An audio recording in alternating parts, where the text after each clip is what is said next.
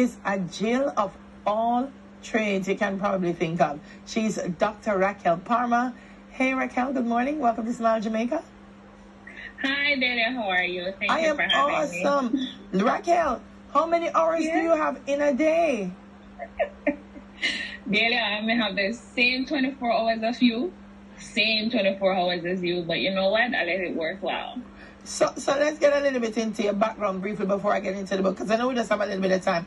You were in the JCF here in Jamaica, yes. Did forensic crime scene investigation, and then you migrated and you continued yes. with crime NYPD. solving. Yes. Well, yes. I'd say NYPD, but tell me a little bit about all the other things that you've done in terms of working at various levels. Why the fascination with that? So you know what? Let's put it this way. I'm a lifelong learner. So as long as I'm living, I'm going to be learning. Yes, but you learn. I'm trying to evolve. Like as time passes, as technology develops, I try to go with it.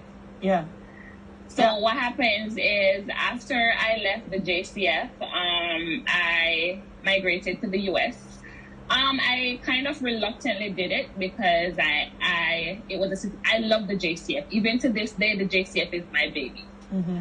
So I came here. My mom was diagnosed with cancer, so I was forced to come here because of financial restraints. Yeah.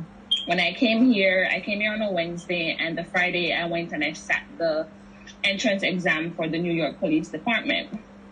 During that time, I'm also going to do my master's in global and homeland security. So I applied, I got accepted to school, but then my mother passed. Mm. So this kind of, I'm an only child, by the way, so you know how that goes. Wow. Yes, so I buried my mom 2013, December, and 2 weeks after I started school. Wow. At first, I was like, I don't know if I'm going to be able to do this, but then my mom always says, no matter what, life has to go on. Mm-hmm. So I pushed and I'm like, I have to do this. Thanks to my aunt, Lilith, and my cousin, Suko, they had me throughout all this time. And I pushed through and I did it. By the time I completed my master's, the NYPD called me to join their organization. As I was beginning training, I had applied to do my PhD in criminal justice.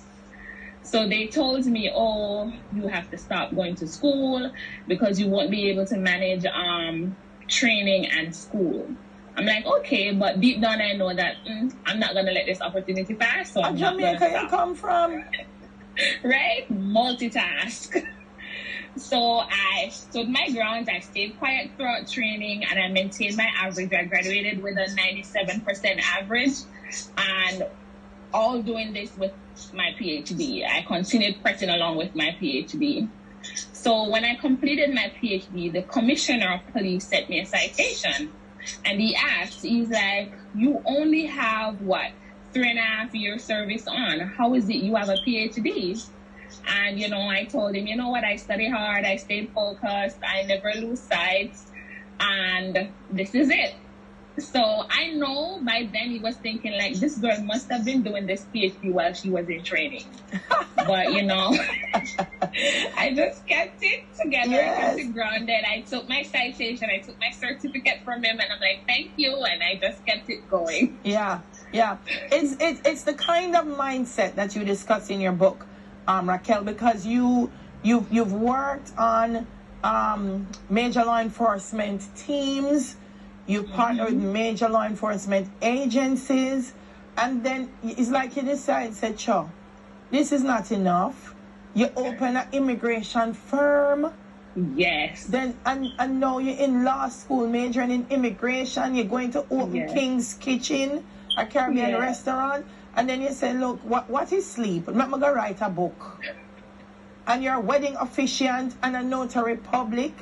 No, listen, Racquel, what drives that? What drives mindset? Yes.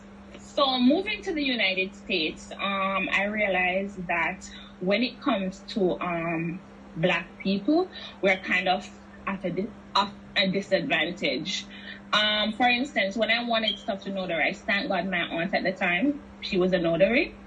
So she would, like, I had it in my house. But then when I moved out of my aunt's house, it was so hard for me to get stuff to notarize, because if you know, like, persons definitely has to know you for them to notarize stuff for you. So then I'm like, how about the less fortunate Jamaicans who might not know anyone? This is going to be so hard for them. So I went ahead and I studied, and I went and I did the exam, and I, put it out. Listen, I notarize stuff for free. I don't charge. Just come to me. As long as your documents are legit, I'm going to notarize them. Yeah. Then I realized that there was a shortage of wedding officiants, Black Jamaican to be exact, wedding officiants. Now, as you know, we prefer to deal with people of our culture. I think we understand each other better. Our wedding different. So we're different. So I went ahead and I'm like, you know what? Let me check. Let me see how I can get this done. So I did it. Now, before all that, I had this knock for immigration.